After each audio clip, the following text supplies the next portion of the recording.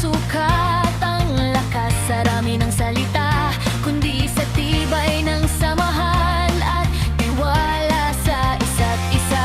Sa bawat buff na ibinibigay, sa bawat hill na natatanggap, sinasalubong ang bukas, bitbit ang aming pangarap. Walang iwanan sa aming samahan, ang aming pagkakaisa.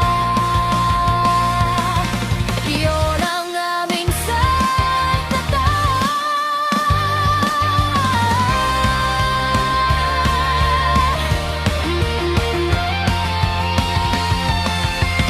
Basag man ang baluti, ubos man ang lakas, ang paninindigan namin ay walang wagas.